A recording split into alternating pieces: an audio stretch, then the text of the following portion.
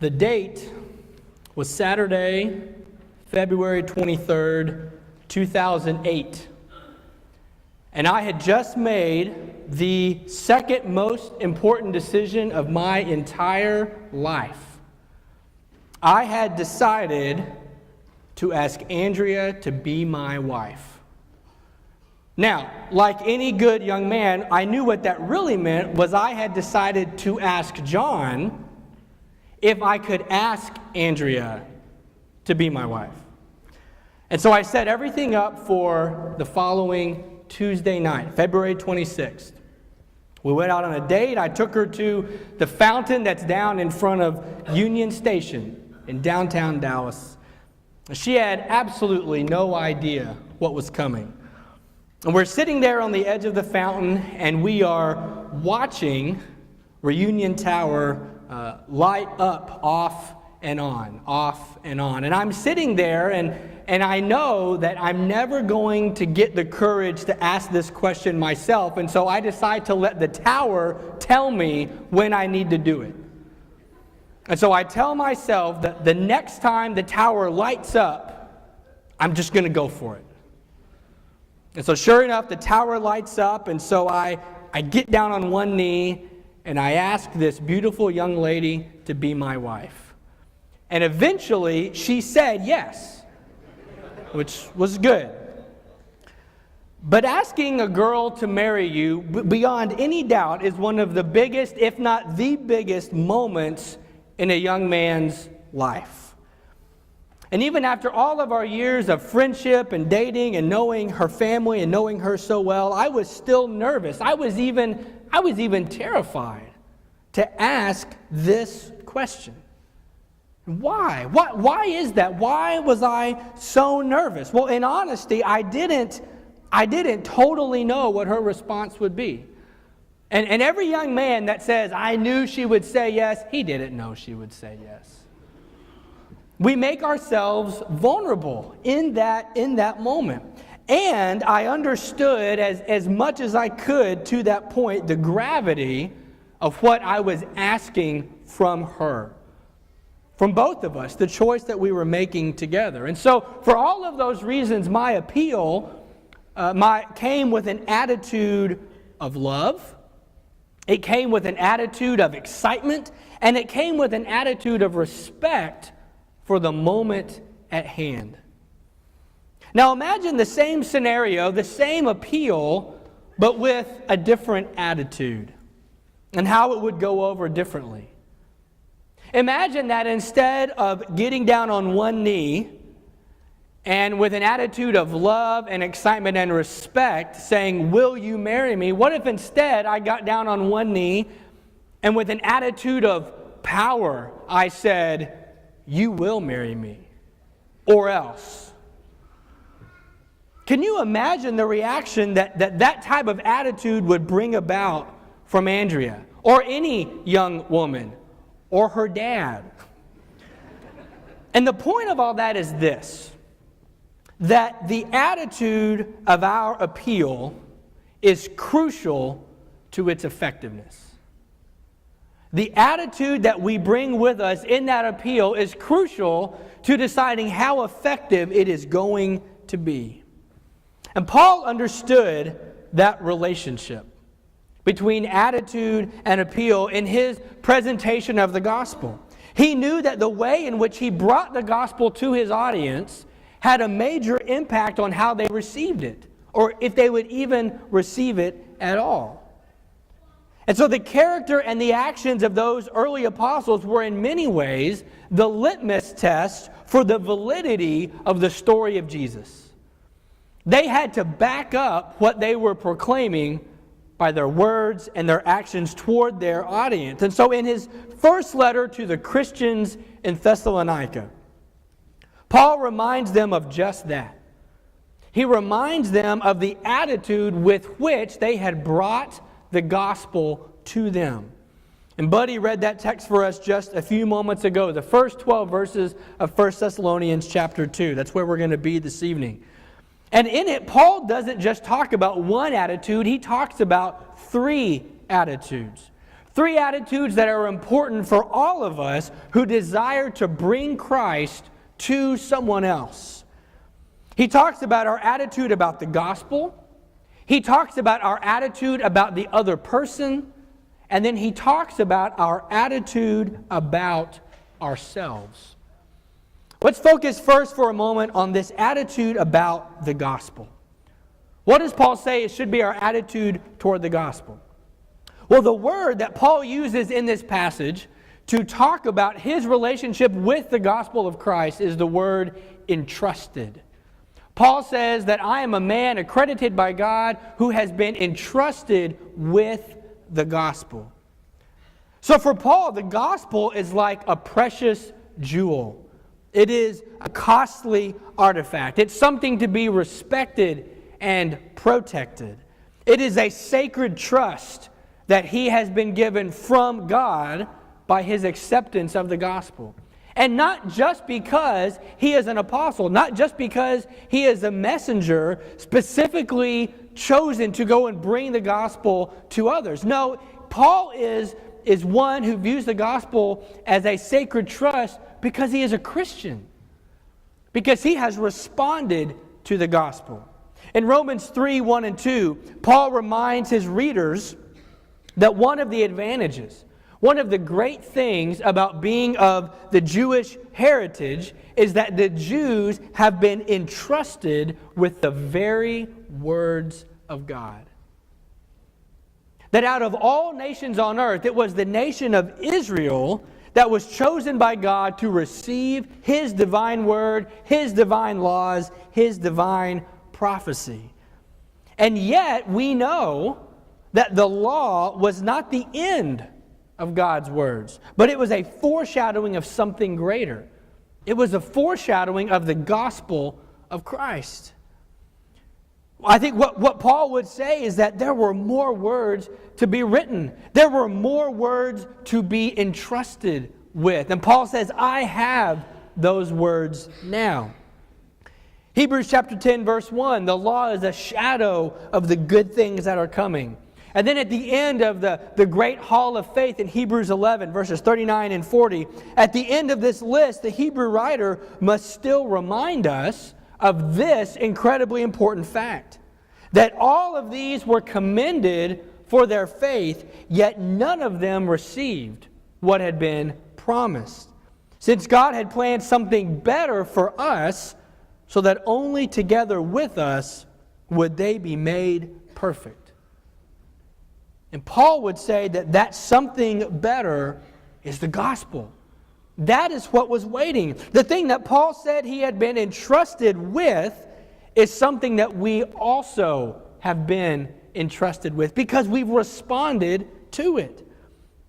For all of us who have been saved through the blood of Christ, we too have entered into a sacred trust with God. And we carry this around. We carry around with us the words of life, as Peter would say to Jesus in John 6. But do we recognize that fact? Do we fully appreciate the fact that we are entrusted with the gospel of Christ? I think it's not a lie to say that sometimes the gospel can become less than beautiful to us. And it's not that the gospel becomes ugly. It's not that we reject it. It's just that the gospel can become kind of routine. We hear it preached week in and week out. It becomes something that we just already know. Or it becomes something that we have earned sometimes. Or at its worst, it becomes something that we are ashamed to talk about with others. And that attitude toward the gospel, whatever our attitude toward the gospel is, it comes across to non-Christians when we talk about it. If we talk about it. Our attitude about it shines through that conversation. And so I wonder, when was the last time that you talked about what Jesus has done for you with someone that does not go to church with you? Is the gospel something that you are excited to talk about?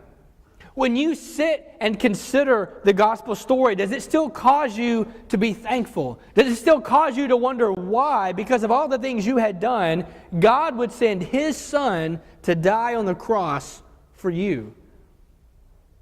Maybe we all need to sit and ponder that again just this week. Because that attitude toward the gospel, whatever it may be, good or bad, is part of our appeal to others with the gospel. And yet the gospel for Paul was always new. It was always beautiful. It was always undeserved. Paul will say in Romans 1:16 that I am not ashamed of the gospel, because the gospel is the power of God that brings salvation to everyone who believes. First to the Jew, then to the Gentile, for in the gospel the righteousness of God is revealed. Paul's attitude about the gospel comes across in Romans 1:16. It comes across everything he writes, but it especially comes across there in Romans chapter 1. Paul is excited about the gospel. He believes in the power of the gospel. He loves the gospel. He is thankful for it. And I think if we could sum up Paul's attitude toward the gospel in one word, it would be, for Paul, the gospel was precious. It was precious to him. But just as important as our attitude about the gospel is our attitude about the other person. Our attitude about the other person. Just the other day, Nolan, our 5-year-old, he was having a bit of a rough morning, behavior-wise. And so Andrea is talking to him about his choices, and his 3-year-old sister Madison is standing nearby, just kind of watching all this. And Andrea asked the classic sarcastic parenting question, Nolan, how old are you? And from the side comes Madison, he's 5. And then she just retreats back into the shadows. Our words and our actions toward a person tend to reveal our deeper attitudes and motives about that person, even when those motives and attitudes are not entirely pure. Such as the case when our 3-year-old daughter is putting on the appearance of a helpful sister, but who is in reality enjoying watching her brother get in trouble. And so when Paul came to the Thessalonians, he and his fellow apostles went out of their way to show their audience that they had the purest intentions toward them. In verse 3, he says, for the appeal we make does not spring from error or impure motives, nor are we trying to trick you. See, in Paul's day, there was no shortage of religious charlatans and peddlers who spun lies about pagan gods and took advantage of their audiences. And these teachers lived at the expense of their listeners. They knew how to spin a fantastic tale that always ended in a request for funds. And they knew how to pull on the heartstrings of their listeners. And Paul says, we are none of those things. In fact, we have done our best to act exactly the opposite of these false teachers. In verse 5, he says, you know that we never used flattery. We never used flattery. Have you ever found yourself being buttered up by someone else, and the whole time it's going on, you're waiting to hear the big favor they're going to ask of you? It's usually a request to help them move something really big. That's usually what's coming at the end. And so they're using flattery to try and persuade you to their side, to their case. The poet La Fontaine summed it up well when he wrote that every flatterer lives at the flattered listener's cost. And so make no mistake now, sharing the gospel is always an act of persuasion. And we may not like to admit that, we may not like to think about that, because when we think about persuasion, maybe we think about the car salesman trying to put us in the car that's worth a lot less than he's asking for it.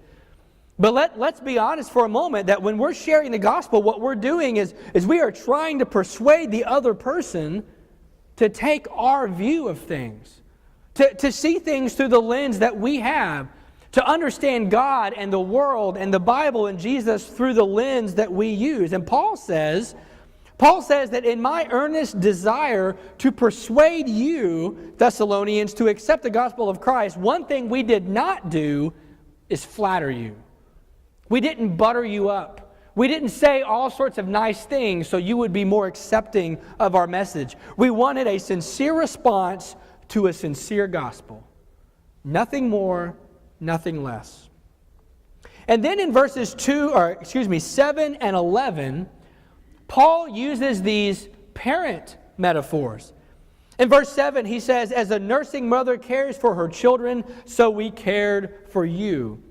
And in verse 11, he says, we dealt with you as a father deals with his own children, encouraging and comforting and urging you to live lives worthy of God. There's no question that the parent-child relationship is a unique one and it is a sacred one. And Paul adopts it to say how he feels about his fellow Christians in Thessalonica. And I think the reason for that special bond comes from the nature of what is being shared in that relationship. When we exchange goods and services with somebody else, we share a purely business relationship with them. We don't leave the grocery store thinking of that cashier as our child or as our parent. And hopefully they don't think of us that way either. When we exchange jokes and pleasantries and nothing more with someone, it's because we share simply a basic level of acquaintance with them and nothing more.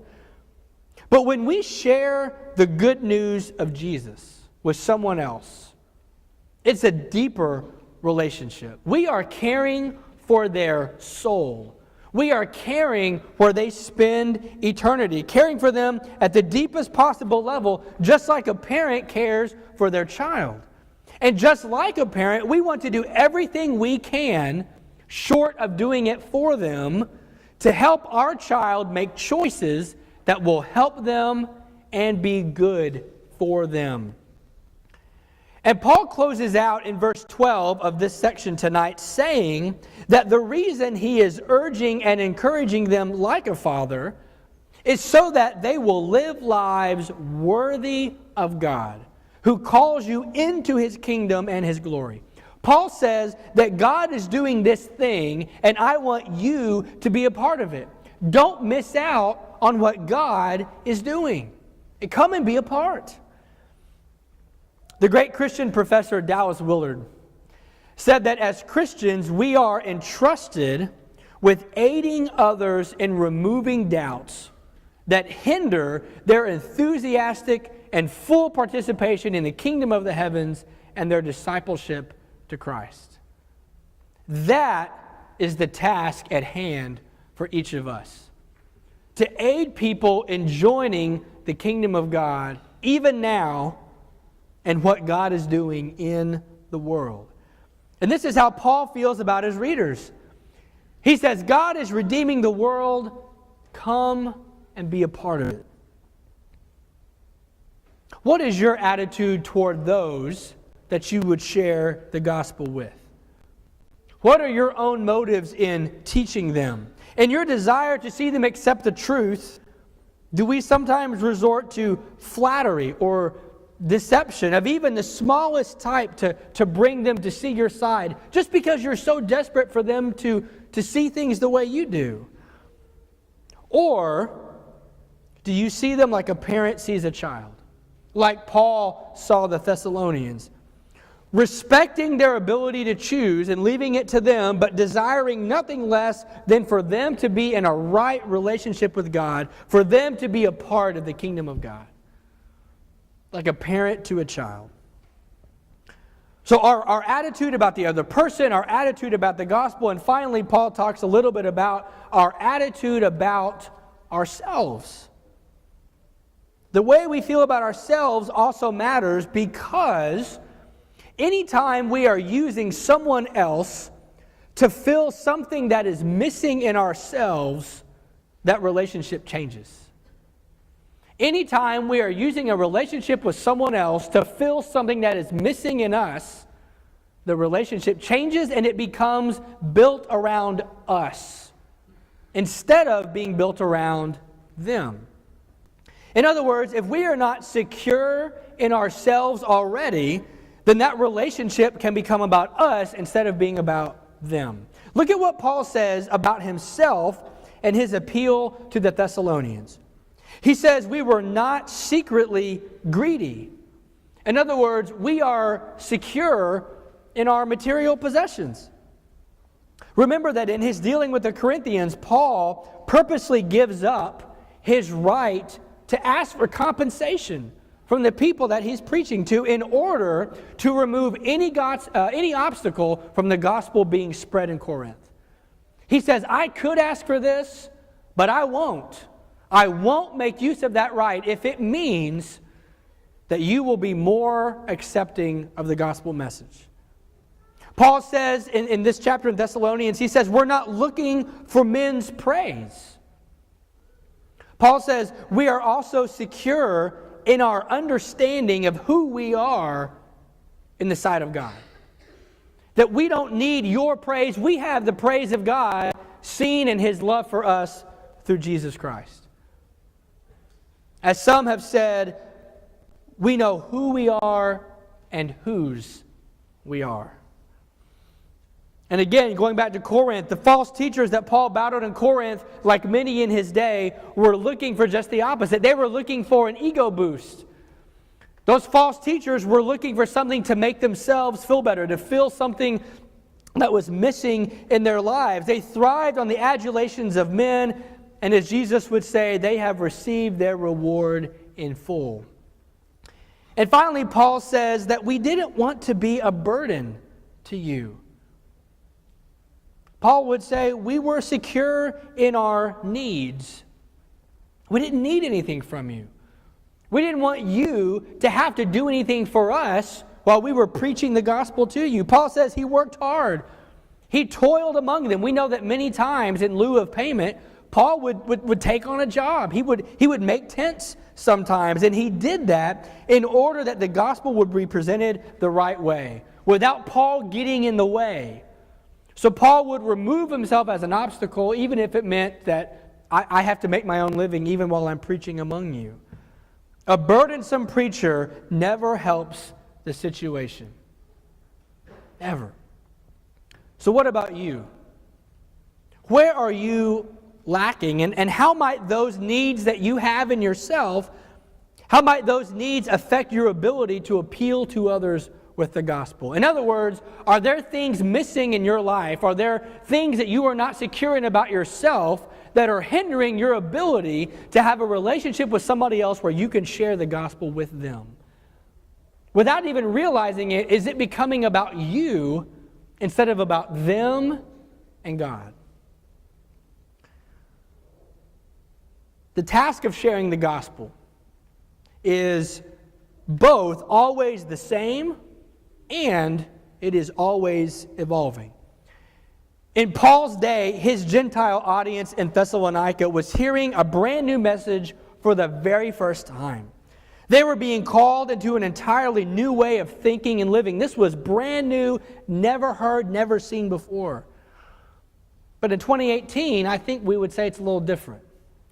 The message is the same, but the context is different. Everyone has at least heard of the gospel. They have heard of Jesus. They know about church.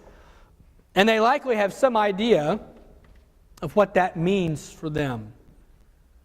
Christian author Os Guinness wrote in 2015, and still applies today, that the challenge we have is to restate something so familiar that people know it so well that they do not know it, and yet at the same time they are convinced that they are tired of it. And he's talking about the gospel. People that say they know the gospel, in fact, they know it so well that they don't realize they don't know it, and yet they say, but I don't need it. That's the challenge before us, before me, and before you, and before this church here in this area. to bring the gospel to them. When I asked Andrea to marry me, the furthest thing from my request was coercion or force. The ability to allow one to choose freely is the essence of love. There is no love without choice. And in the person of Christ, we see God showing His love for us by presenting His own appeal without force, without coercion. Jesus brings us the gospel. He brings us His very self. And then He allows us to decide what we will do with Him. And He calls us to share Him with others in exactly that same way. To point others to Him and then allow them to decide for themselves what they will do. And what a beautiful, loving act of freedom that is, that God gives us and that God calls us to give to others, to decide what we will do with God. He leaves that up to us. And I think He asks us tonight, what will you do with me, and what will you do with my gospel? He invites you to follow Him more closely. He invites you to commit to Him more deeply, and He calls you to decide what you will do with the message with which you have been entrusted. And He leaves the choice up to you tonight while we stand and sing to encourage you.